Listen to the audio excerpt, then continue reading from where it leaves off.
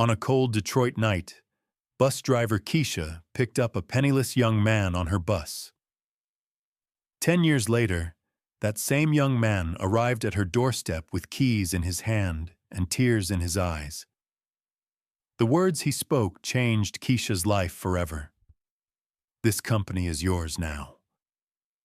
Driving a bus through Detroit's streets was no easy task, especially on those cold winter nights of 2014 as she passed through the city's bankrupt neighborhoods. Keisha Williams had been doing this for 15 years. Every morning at 4:30 a.m., as the alarm rang, she put on her old blue uniform, looked at her tired face in the mirror, and told herself, one more day. She would take the wheel of one of Detroit Transit's oldest, most battered buses, start the engine, and begin the day's first route. That February night, February 14th, 2014, was one she would never forget. The snow had been falling since early morning, and by evening, Detroit's streets had turned into an ice rink. Keisha was on the last run of Route 8. This route passed through some of the poorest neighborhoods in the city.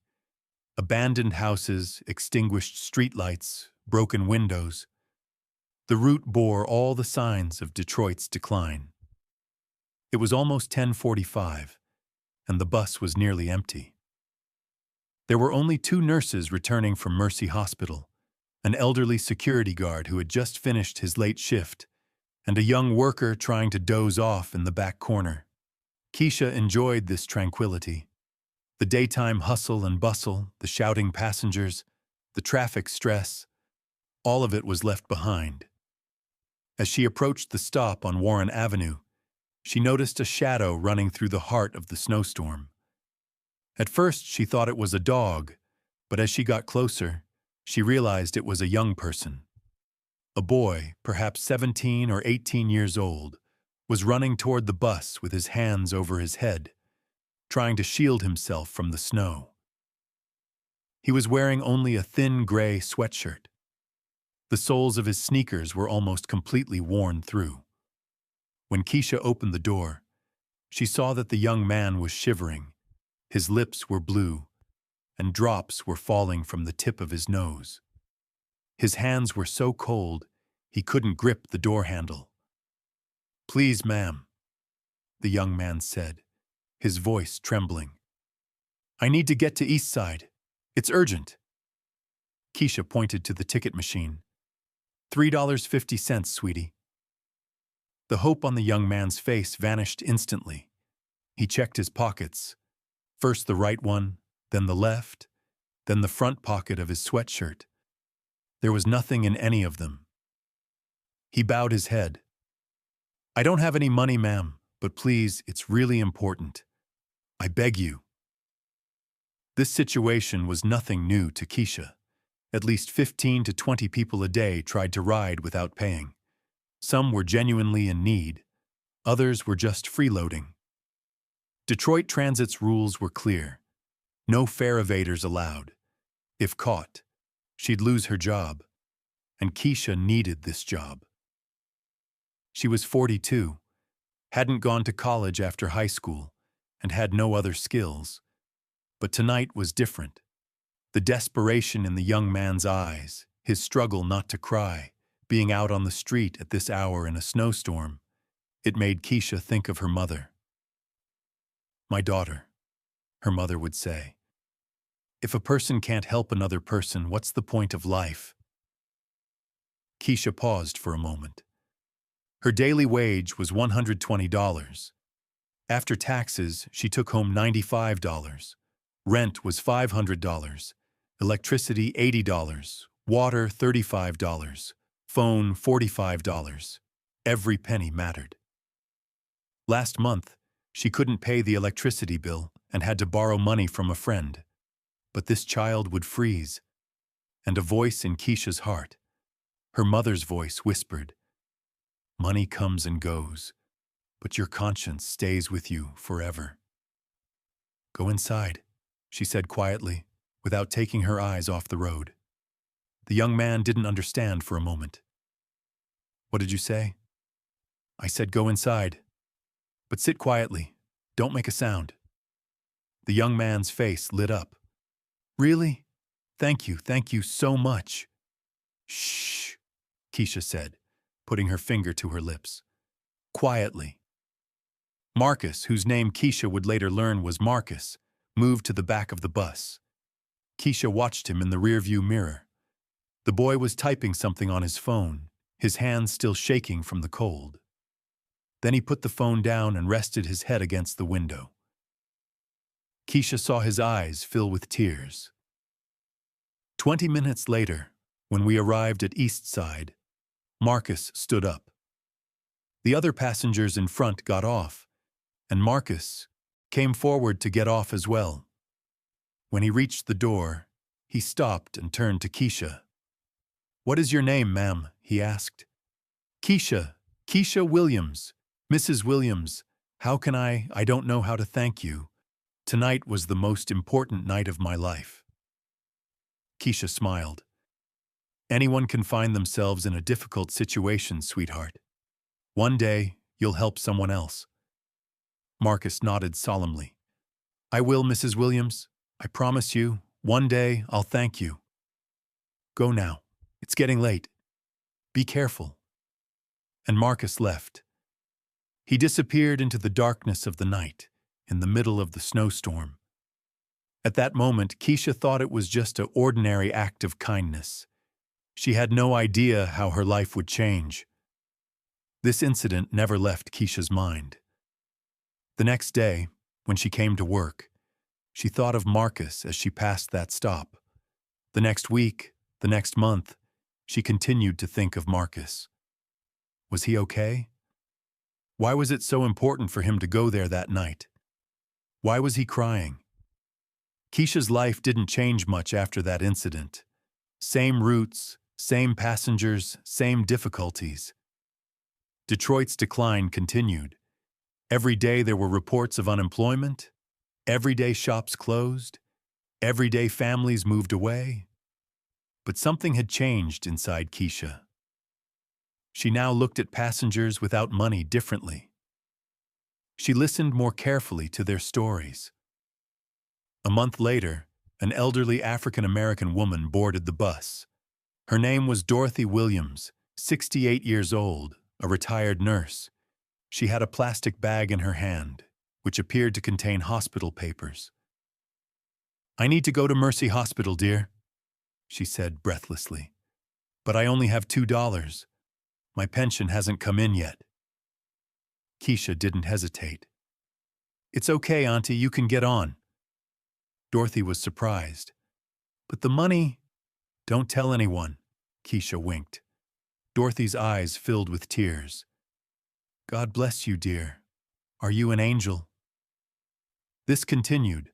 The patient going to the hospital, the unemployed person going to a job interview, the elderly person going to the pharmacy, the student going to school. Keisha began transporting an average of 8 to 10 people for free each day. This amounted to $25 to $30 per day, $125 to $150 per week. That's $500 to $600 a month. Almost half her salary, but Keisha did it anyway. Because behind every free passenger was a story. Maria was going to the hospital to see her mother who was having surgery. James had been unemployed for 6 months and had finally been called for a job interview. Mrs. Robinson was going to the pharmacy to get her diabetes medication, but had money problems. Other drivers started to notice the situation. Jerome Washington, a veteran driver with 25 years of experience, approached Keisha one day. "Keisha, what are you doing, sister?" he asked. "Everyone is talking about you. They call you the kind-hearted driver, the angel driver." "I'm just doing my job, Jerome." "No, you're doing more than that. You're losing money." Keisha stopped and looked at Jerome. "I'm not losing money, Jerome. I'm gaining people." Jerome shook his head, but he didn't understand. For Keisha, it made perfect sense. Her mother had once said, "My daughter, if you plant the seed of kindness, the harvest will come. You may not see it right away, but the seed will grow." Months passed. Keisha's reputation began to spread in Detroit. People started waiting specifically for her bus, not just for a free ride, but also for a warm smile, a kind word, and humane treatment. Keisha's bus had become a sanctuary in Detroit's cold streets. One day, Regional Manager Robert Hayes called Keisha to his office. Keisha was scared. Had they found out about the situation? "Williams, we're receiving complaints," Hayes said in a serious tone. Keisha's heart stopped. "Complaints, sir?" "Yes. The other drivers say that passengers are always waiting for your bus. That's not fair. What are you doing?" Keisha cleared her throat. "Sir, I'm just—" Hayes started laughing. "I'm joking, Williams. That's wonderful. How do you do it?" Keisha smiled, relieved. "I treat people like human beings, sir." Hayes thought for a moment. "Maybe you could teach the other drivers. Can you give training on customer relations?" And so Keisha became the customer relations trainer for Detroit Transit. Her salary went from $120 to $180. She started giving training on weekends. Her responsibilities increased. But most importantly, she began to love her job. For the first time in her life, she felt she had a purpose. Years passed. Detroit slowly began to recover. Keisha's life also improved. In 2017, she bought a small house. In 2018, she had her car repaired. In 2019, she started saving some money. But she never forgot that night. Marcus and the promise she made. Sometimes she wondered, was Marcus still alive? Was he okay?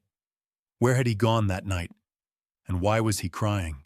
10 years later, on February 14th, 2024, the exact same day, Keisha was now 52 years old and had become the regional manager of Detroit Transit. That Saturday morning, she was tending to the flowers in her garden. The weather was nice and there was no snow. When the doorbell rang, she wiped her hands on her apron and went to answer it. At the door stood a tall, handsome young man in a suit. Beside him was a stylishly dressed, beautiful woman. The young man held a bouquet of flowers. "Mrs. Williams?" he asked. Keisha furrowed her brows. "Yes?" "I'm Marcus. Marcus Johnson. I boarded your bus during the snowstorm 10 years ago." Keisha's eyes widened, her mouth agape. She couldn't make the connection between the thin, trembling boy and the confident man standing before her. "Marcus? Oh my God! I didn't recognize you." Marcus smiled, his eyes filling with tears. "I've changed a lot, Mrs. Williams, but I never forgot you. Come inside, son. I'll make some coffee." "Actually, Mrs. Williams," said Marcus, "I want to show you something first." They went outside. Across the street was a luxury BMW. But what was truly surprising was the large truck at the beginning of the street. On the truck, in large letters, it read, "Johnson Transportation Company, Detroit's largest transportation company." "What's this, Marcus?" Keisha asked, astonished. Marcus took a deep breath, tears now streaming down his face. "Mrs. Williams, you never asked where I went that night." "I wouldn't have, son. It was your business." "It was my mother's last day. She had cancer and was in intensive care at the hospital. The doctors told me she wanted to see me one last time. I had no money, and no one could take me there. My father had left us when I was 5. We had no relatives." Keisha's eyes filled with tears. "If you hadn't let me on that bus, Mrs. Williams, I wouldn't have been able to say goodbye to my mother. That night, my mother told me one last thing. Marcus, never forget the kindness you've received. One day, pay it back tenfold, and remember, every person is valuable. Marcus took an envelope out of his pocket. I started this company to keep the promise I made to my mother. I started with a small taxi service in 2019. One old car. Now we have 200 vehicles. We have buses, taxis, and cargo services. We're Detroit's largest private transportation company. Keisha listened in astonishment. But most importantly, Mrs. Williams, Marcus said, there's a rule in every one of our vehicles, the Keisha Rule. Passengers without money are transported for free. No questions asked, because every person is valuable. He handed the envelope to Keisha. This is yours. What is it, son? 50% of the company's stock, and there's another offer. Keisha's hands were shaking. I don't understand, Marcus. Mrs. Williams, Detroit Transit is retiring. The City Council is transferring public transportation services to the private sector. We won the bid. 500 buses, 50 subway cars. The entire system will be ours. Keisha had to sit down. The bench on the street collapsed. And I want you to be the general manager of Detroit's new public transportation system. Your salary will be $250,000 a year. Marcus, that's too much. No, Mrs. Williams, it's not enough. You didn't just give me a bus ticket. You gave me life. You gave me the chance to spend my last moments with my mother. If it weren't for that conversation, I wouldn't be here today. Marcus pointed to the woman next to him. This is Sarah, my wife. We met at the University of Michigan. She knows your story too. Sarah stepped forward. Mrs. Williams, Marcus always talks about you. You were his angel. And this, a little boy got out of the car. This is our son, David. He's 5 years old. His middle name is Keisha, David Keisha Johnson. Little David ran to Keisha. Keisha, Grandma, my dad always talks about you. Are you a superhero? Keisha picked up the child, unable to hold back her tears. Marcus, I just did what was right. Yes, Mrs. Williams, and I'm doing the same. From that day on, Keisha's life changed completely. As the general manager of the Detroit Transportation Company, she oversaw all the city's bus, metro, and tram systems. She had 350 employees. Her salary was 25 times what it used to be. But most importantly, there was the Keisha Rule on every vehicle in the city. Anyone in need could ride for free. At her first meeting, she told all the drivers, the purpose of this company is not just to make money. Our purpose is to serve the people of Detroit. Every passenger is a person, a story. We will treat them with respect. 6 months later, Detroit's public transportation system had completely changed. Clean, buses, friendly drivers, on-time vehicles. But most importantly, thanks to the Keisha Rule, no one was left stranded on the road due to lack of funds. A year later, the Detroit Free Press published an article about Keisha, the city's angel, the incredible story of a bus driver. The article was picked up by national newspapers, NBC News, CNN, Fox News. Everyone wanted to write about Keisha's story. Keisha declined the interviews. This isn't about me, she said. This is about the people of Detroit. This is about the power of kindness. But her true pride was the photo on the wall of her office.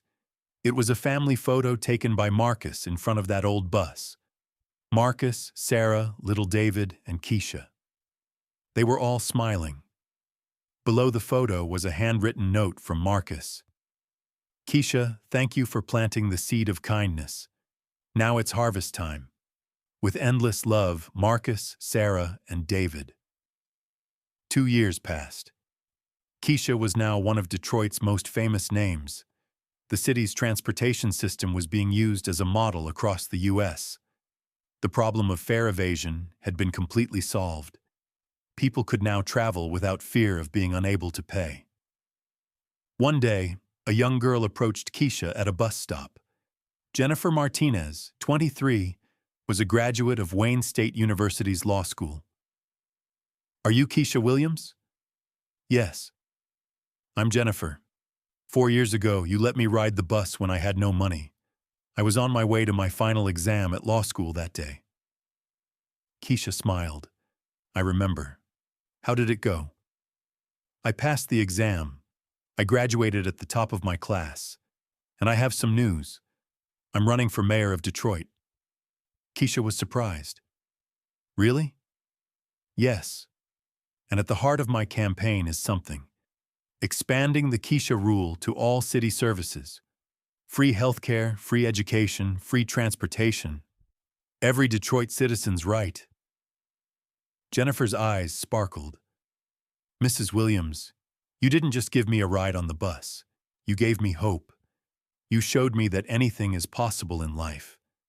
And now I want to spread that hope throughout the city." That evening, Keisha was sitting at home. She was watching Jennifer's speech on TV. Every person living in Detroit should be able to find help when they need it, just like Keisha Williams did, because this city didn't abandon us, and we won't abandon it either. Keisha smiled.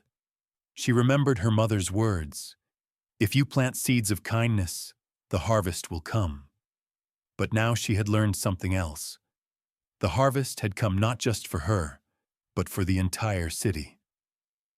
That night, Keisha went to the first stop on the old number 8 line, the Warren Avenue stop. It was snowing, just like it had been that night 10 years ago. She sat on the bench at the stop and looked around. Detroit had changed a lot. Abandoned houses had been restored. Street lights that had gone out were shining again. Broken windows had been repaired. The city was coming back to life. And people were now kinder to one another. On buses, on the subway, on the streets, everywhere there was kindness. Just then, a bus arrived. A new, clean, modern bus. The driver was a young African-American woman. Keisha recognized her, Tasha Williams, her cousin. When the door opened, an elderly man without money boarded. "I don't have any money, dear," the old man said in a sad voice. Tasha smiled. "It's okay, Uncle, Keisha's Rule. Welcome aboard." Keisha's eyes filled with tears. This was it. This was the real harvest time. The kindness continuing even after she was gone. That night, as she was returning home, she heard her phone ringing in her pocket. It was Marcus calling. "Keisha, Mom, did you watch the news?" "Yes, I saw Jennifer. She spoke so beautifully." "No, Mom, there's another story. They called from Washington." "What?" "The Department of Transportation wants you. They want to implement the Keisha Rule nationwide. In all 50 states.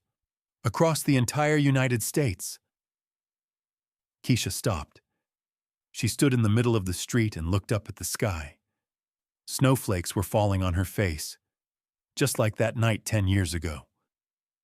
"Marcus," she said quietly, "I just did what was right." "Yes, Mom, and now the whole country will learn what's right." The next morning, when Keisha woke up, there were dozens of journalists at her door. CNN, NBC, ABC, Fox News. The phone didn't stop ringing. Her story was being told on TV. Detroit's miracle, how a bus driver changed America. But there was only one thing on Keisha's mind. The words spoken by a penniless young man that night in the snowstorm. "One day, I will help someone else." That was it. That was the true power of kindness. A ripple effect that started with one person and spread across the world. 3 months later, Keisha was in Washington, D.C. She was meeting with the president at the White House. The Keisha Rule federal program was being signed. "Mrs. Williams," said the president, "you gave America hope. You showed that individual kindness can create social change." That evening, Keisha was sitting in her hotel room. The lights of Washington lay before her. Each light was a life, and each life was an opportunity to help one another. She heard her phone receive a message. It was a photo from Marcus, a photo taken at the old bus stop in Detroit. A new sign had been hung above the stop. "Keisha Williams Stop, where every person matters." Keisha smiled. She murmured her mother's words one last time. "If you plant the seed of kindness, the harvest will surely come." And she added, "Sometimes that harvest changes the whole world." 6 months later, the Keisha Rule was implemented in all 50 states of the United States. Millions of people could now travel without the fear of poverty. But it didn't stop there. Hospitals applied the Keisha Rule to healthcare. Schools applied it to education. Grocery stores applied it to food assistance. A year later, Keisha was on the cover of Time magazine. Person of the Year, Keisha Williams, How a Bus Ticket Changed the World. But Keisha's happiest moment was when she visited that old bus stop. Now there was a statue there. Not of her, but of the old bus she had helped Marcus on that night. And next to the statue was a plaque. One of the most beautiful examples of humanity in recent history took place at this bus stop. On the night of February 14th, 2014, bus driver Keisha Williams helped a young man who had no money. This small act of kindness eventually changed the world. It serves as a reminder: every act of kindness, every small act of help, can change the world tomorrow. On Keisha's 60th birthday, a big celebration was held in the city. Thousands of people gathered. On that day, Keisha said, "I just did what was right, but together you created a miracle. Keep that miracle alive." Marcus's twin children, Hope and Faith, had graduated from high school. Both were following in their grandmother's footsteps. Hope was studying social work, and Faith was studying transportation engineering. "We want to make the world a better place," they said. After Jennifer was elected mayor, her first act was to declare Keisha Williams Week. Every year during the second week of February, all of Detroit focused on doing good deeds for one another. That week, buses were free, hospital checkups were free, and schools distributed hot meals to students. That day, Keisha boarded the number 8 bus for the last time. She was retiring. The driver was a young man named Kevin. "Mrs. Williams," he said, his eyes welling up, "you are my hero. Because of you, I have dreams in this city." Keisha smiled. "Kevin, one day you will make someone else's dreams come true. Remember, every person is valuable." As she got off at her final stop, she looked back. The bus was full. People of different ages and colors. They all looked at her with respect. Someone started clapping. Then everyone did. In that moment, Keisha understood. Kindness truly is eternal. Sometimes the biggest changes in life begin with the smallest acts of kindness. A bus ticket, a smile, a kind word, an understanding glance. You never know whose life you might change. But one thing is certain: kindness always comes back. Maybe not in the same way, maybe in a different way, maybe in a much bigger way. Keisha's story is the most beautiful proof of that. Now I have a few questions for you. Is there a Keisha in your life? Someone who helped you in a difficult moment, gave you hope? And what about you? Have you been someone else's Keisha? What small act of kindness have you decided to do after hearing this story? And most importantly, If you had Marcus's envelope in your hands, what would you do? Share your thoughts in the comments, because every comment, every share, every like can inspire someone else, just like Keisha did. If this story touched your heart too, do a small act of kindness today. Smile at someone, help someone, give someone hope. Who knows, maybe that act of kindness will one day change the world. Because every act of kindness is a seed, and every seed, in time, becomes a great tree. Subscribe to our channel and turn on notifications for more inspiring stories. Because everyone has a beautiful story waiting to be told, and maybe the next story will be yours. Remember, you too can change someone's life. Start now.